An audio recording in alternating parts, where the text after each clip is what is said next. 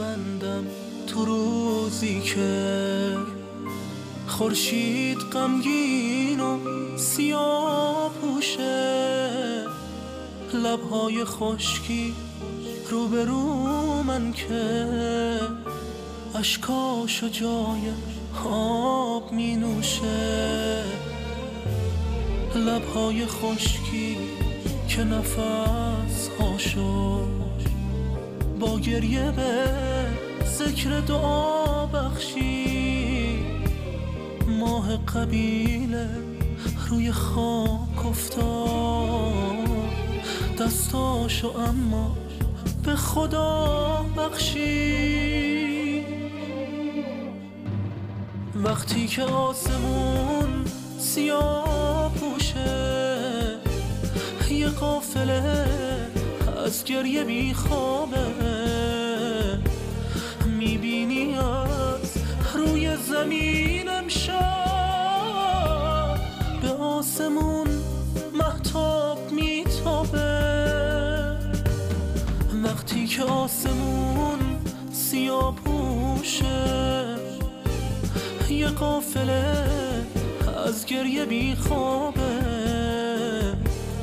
میبینی از روی زمین امشب به آسمون مهتاب میتابه.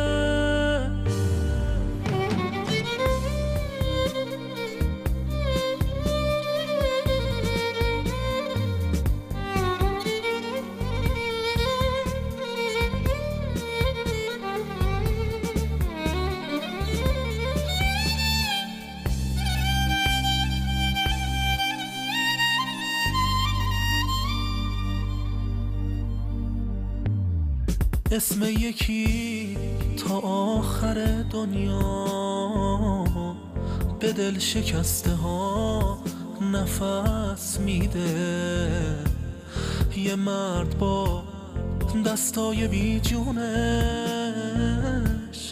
غرور رو به قبیله پس میده. چشمامو میبندم ولی انگار دنیای لحظه زیر و رو میشه، 72 تا شاپرک اینجا قربونی دستای آتیشه. وقتی که آسمون سیاه پوشه، یه قافله از گریه بیخوابه، میبینی از روی زمین امشب به آسمون مهتاب میتابه. وقتی که آسمون سیاه پوشه، یه قافله از گریه بیخوابه، میبینی از روی زمین امشب به آسمون مهتاب میتابه.